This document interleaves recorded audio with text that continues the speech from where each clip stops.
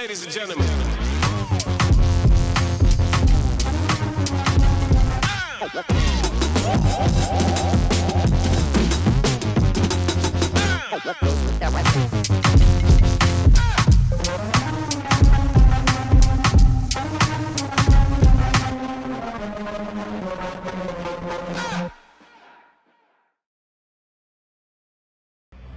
Hi guys, it's your boy Sunny right here, and today I want to talk about semi-professional football in Portugal, to be precise, and how is the life as a semi-professional footballer. So, as you guys know, I've been in Portugal right now for close to 2 years, but I started playing recently last year, and I want to give my verdict on the lifestyle as a semi-professional, football in general, and everything in between.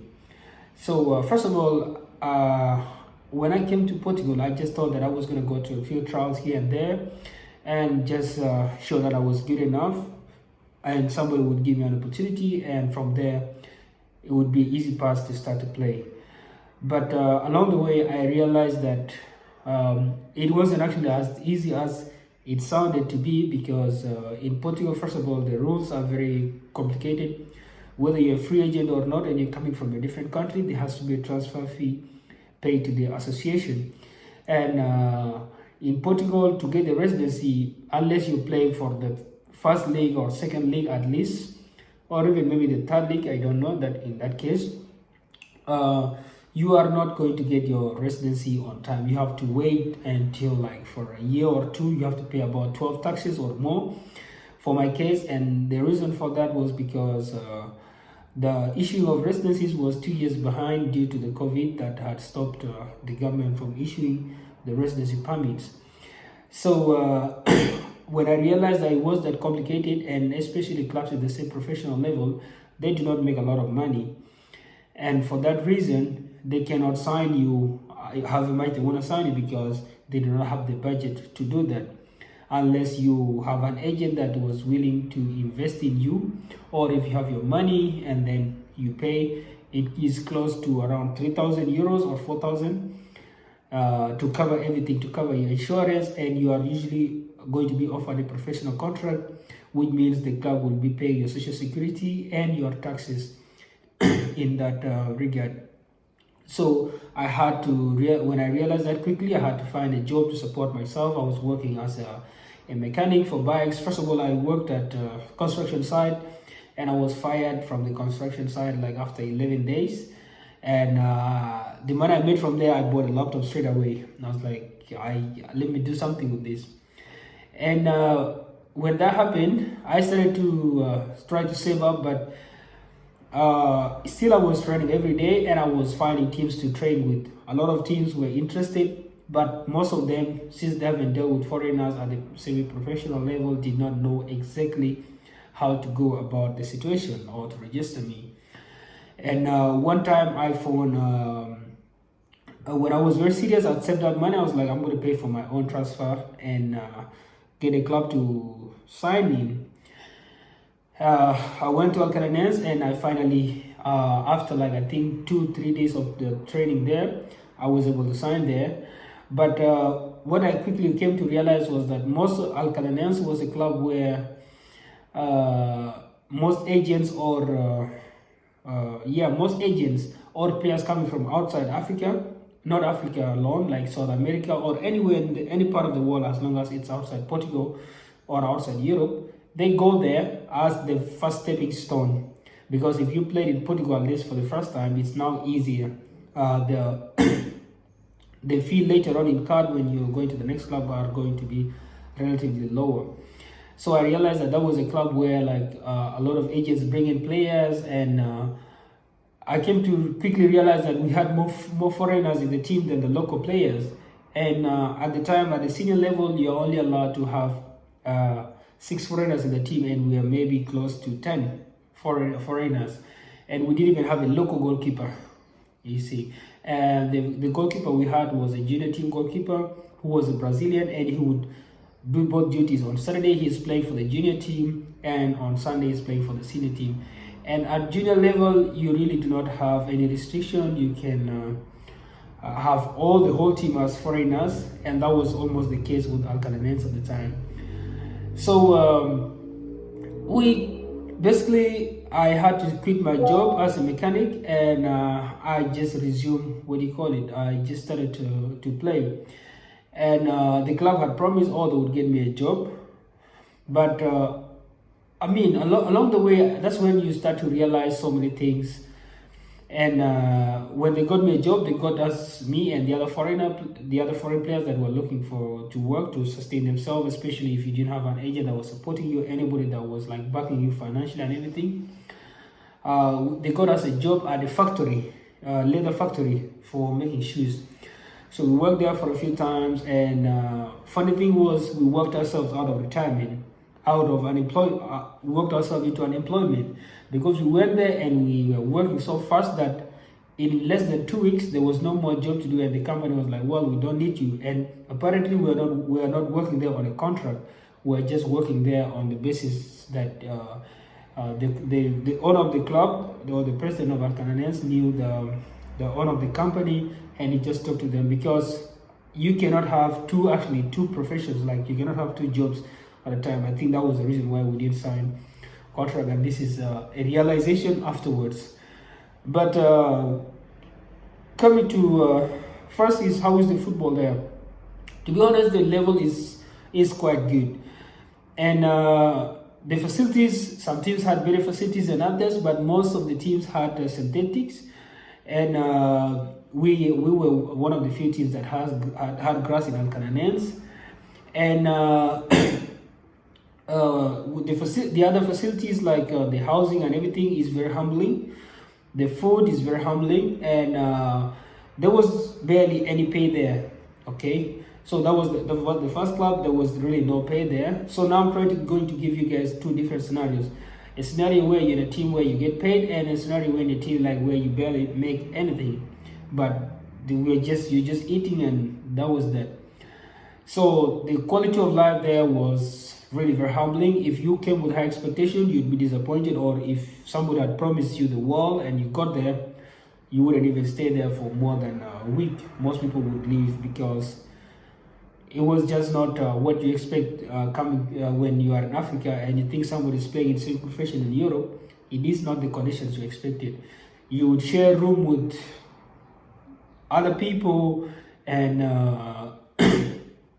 what do you call it?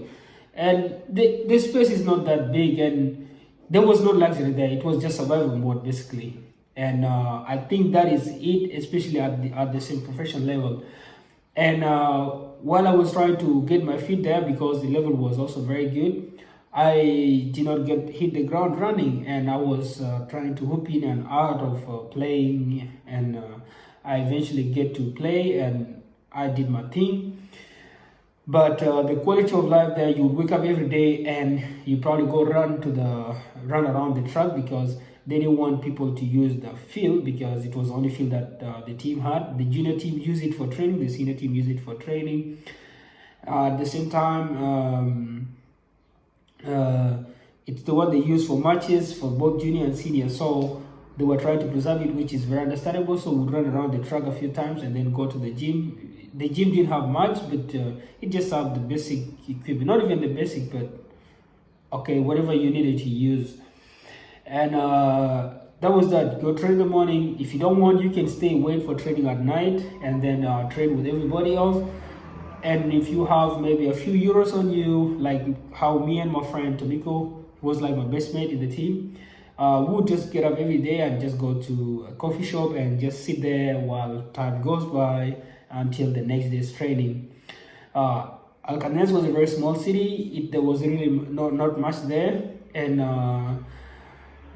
it is 2 hours away from Lisbon, but we couldn't be going to Lisbon from time to time, as there were no buses that would come there occasionally.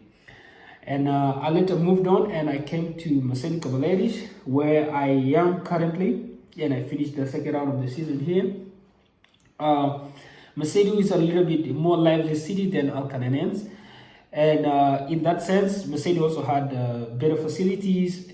Now, this is what you would think a semi-professional team would look like in if you're from Africa. The facilities were great. They had a gym that was fully equipped, and they had like a lot of staff at least that would that were running the team. There was even they even had a mini bar where like after the game, boys go there, have some few drinks and the barbecue, and you've seen that in most of my videos.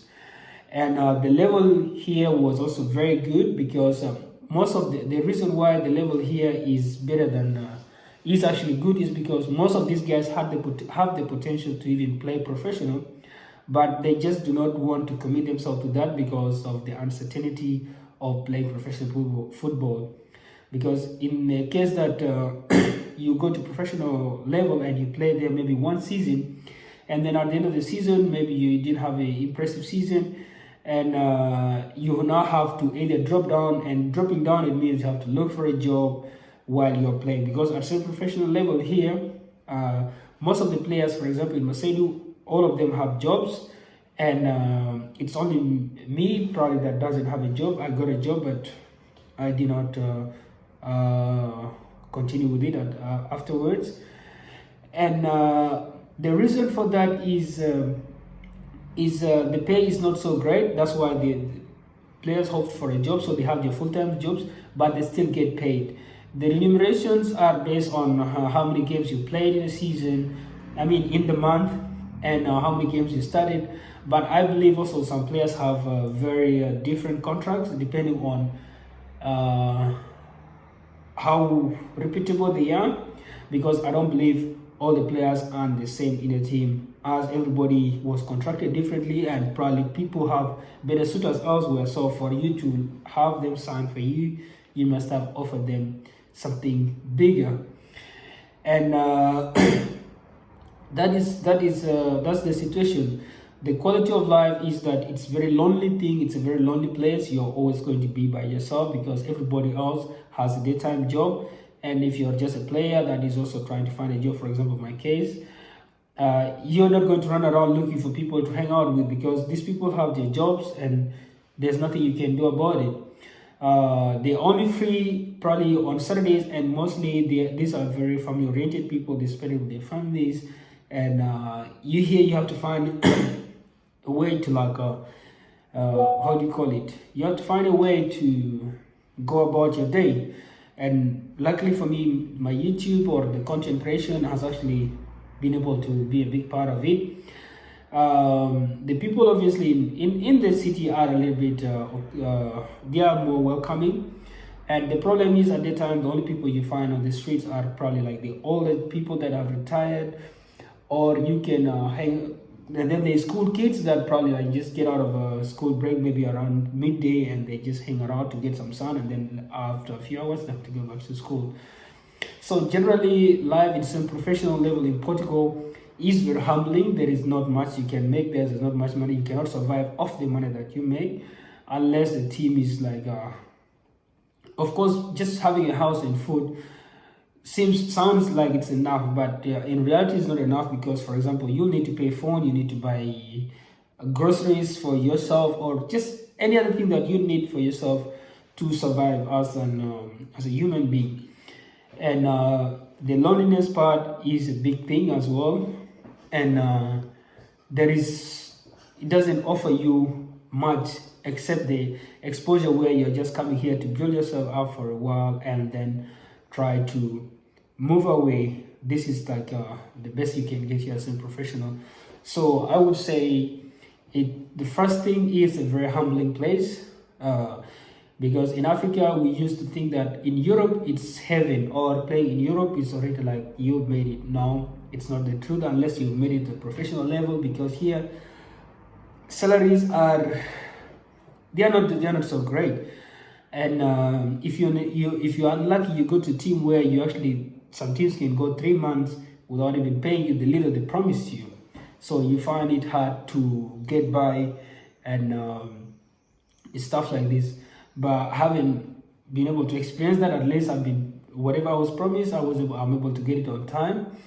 And I try now to use my free time to improve myself, because my plan is not to stay in this level forever or just to be here until the end of time. No, my plan is to be here for a season or season and a half, and then try to go up and do better for myself, or to even achieve the goal. Like I said, the road to professional contract. I want to play at a professional level where I am not thinking about finances, or maybe the finances are there, but I can have a second job.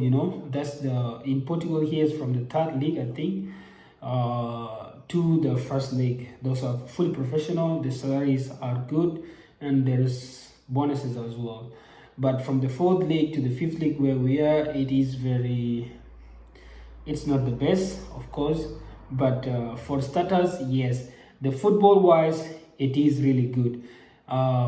Unless, of course, there are a few teams that have players that are overweight, or even players that are way older. Those are guys that are just finishing up their careers, and it's normal